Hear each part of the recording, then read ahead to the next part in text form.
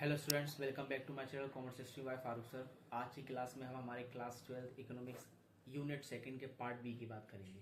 Part B में हमारा unit second में से डिमांड और इलास्टिसिटी ऑफ डिमांड के मोस्ट क्वेश्चंस आते हैं।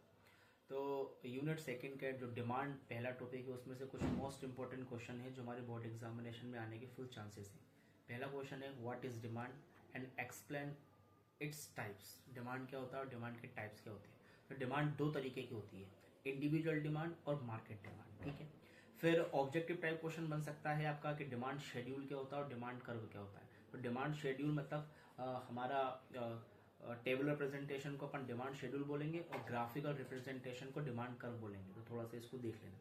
फिर अगला क्वेश्चन निकलता है हमारा इंपॉर्टेंट है, explain the factor affecting of demand. इसी को एक्सप्लेन द या right the determinants of demand के नाम से भी आ सकता है कि डिमांड के कौन कौन से फैक्टर हैं जिसकी वजह से डिमांड बढ़ती है या घटती है। तो याद रहे, इंडिविजुअल में 5 फैक्टर होते हैं और मार्केट में 8 फैक्टर होते हैं। तो इसमें से भी ऑब्जेक्टिव टाइप क्वेश्चन आ जाएगा कि which is not a factor of individual demand. तो मार्केट डिमांड के 3 एक्स्ट्रा फैक्टर रख देंगे और एक इंडिविजुअल का रख देंगे। तो उसमें से जो भी चूज होगा उसको आप कर लेना। फिर अगला क्वेश्चन निकलता है explain the law of demand. Explain the law of demand में आपको लॉ ऑफ डिमांड को 4 चीजें लिखना पड़ेंगी, तब जाके फुल आंसर कंप्लीट होगा। लॉ ऑफ डिमांड का मीनिंग, उसके असम्पशन, उसका अपना टेबुलर प्रेजेंटेशन और ग्राफ बहुत अच्छे से कर लेना।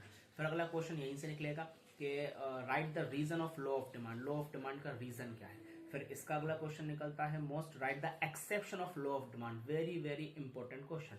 लॉ ऑफ डिमांड नहीं छोड़ना, एक्सेप्शन बिल्कुल नहीं छोड़ना, factor affecting of law of demand नहीं छोड़ना। ठीक है ना। फिर आगे की तरफ बढ़ते हैं तो हमारा क्वेश्चन आता है difference between change in demand और चेंज इन क्वांटिटी डिमांड। इसको भी बहुत अच्छे से कर लेना है।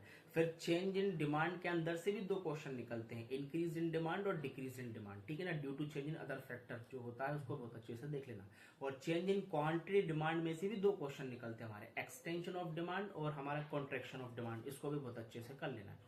फिर अपन आगे की तरफ पढ़ेंगे तो फिर हमारे कुछ गुड्स के रिलेटेड कुछ क्वेश्चन है वो 2-2 नंबर में पूछ लेते हैं। जैसे what do you mean by substitute goods, what do you mean by complementary goods, what do you mean by inferior goods, what do you mean by normal goods, what do you mean by Giffen goods. ये 5 goods बहुत अच्छे से कर लेना। इसमें से एक ना एक क्वेश्चन आने का बिल्कुल चांसेस है 2 नंबर में।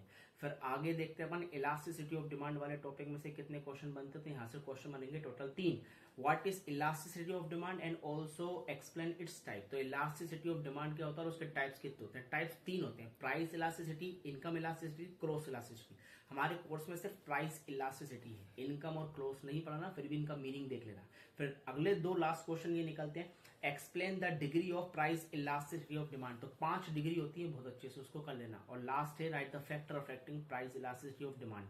ये भी बहुत अच्छे से देख लेना। यहाँ से कौन सी कमोडिटी वगैरह या कौन सी हाईली इलास्टिक होता है, कौन सा इलास्टिक होता है, कौन सा इन इलास्टिक होता है, यहाँ से ऑब्जेक्टिव आने के बहुत ज्यादा चांस है। तो कुल मिलाकर यूनिट सेकंड हमारी कंप्लीट हुई। ये जो क्वेश्चन बताए हैं इन्हीं को बहुत अच्छे से करना है। अगली यूनिट में अपन देखेंगे थ्योरी ऑफ प्रोड्यूसर बिहेवियर के बारे में। हमारी वीडियो पसंद आई हो तो हमें लाइक करें, सब्सक्राइब करें। Commerce stream by Farooq sir.